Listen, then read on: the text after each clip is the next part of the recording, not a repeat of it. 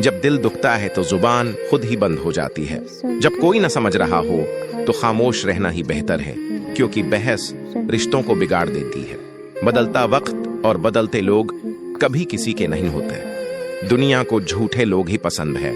सच कह दो तो अपने भी रूठ जाते हैं।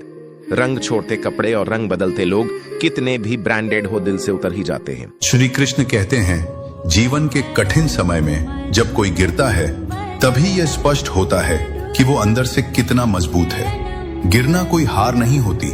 हार तो तब होती है जब हम दोबारा उठने की हिम्मत छोड़ देते हैं। जो व्यक्ति खुद पर विश्वास बनाए रखता है उसका साथ स्वयं श्री कृष्ण देते हैं। इसलिए न रुके न झुके, क्योंकि जो थक कर भी चलता रहता है वही अंत में सफल होता है। जो झुकना जानता है वही वास्तव में ऊंचा उठता है, क्योंकि अहंकार से भरा हुआ व्यक्ति दिख सकता है बड़ा, पर विनम्र व्यक्ति बनता है महान।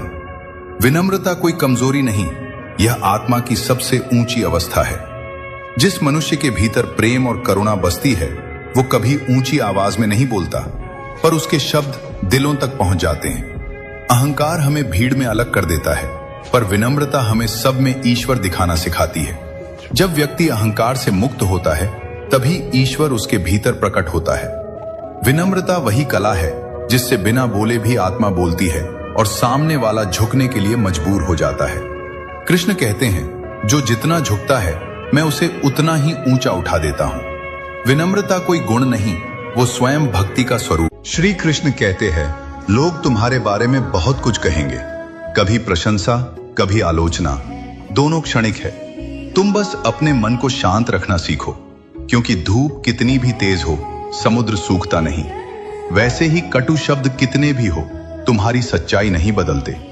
प्रतिक्रिया देना आसान है, शांत रहना कठिन, पर वही शक्ति है। जिसने मन जीत लिया संसार उसे हरा नहीं सकता।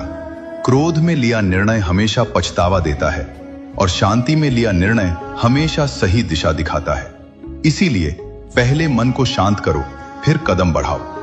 दुनिया का शोर बाहर है, उसे भीतर मत आने दो। याद रखो, जो भीतर से स्थिर है उसे कोई हिला नहीं सकता।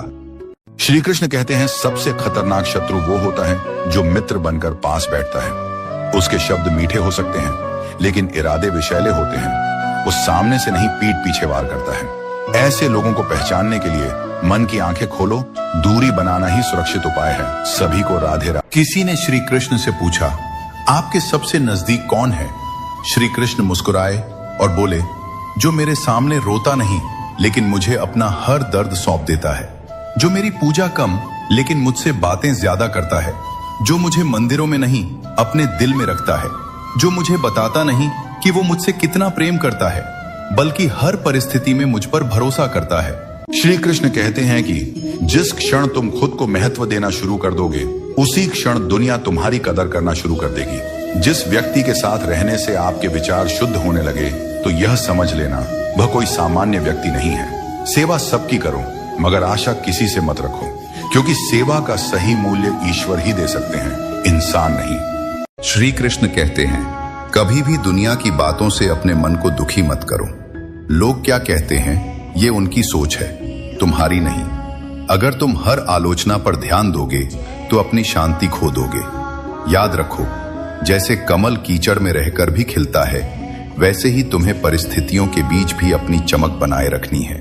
अपना ध्यान कर्म पर रखो, परिणाम की चिंता छोड़ दो, क्योंकि सफलता उसी को मिलती है जो अपने लक्ष्य पर डटा रहता है और बाहरी शोर को नजरअंदाज कर देता है।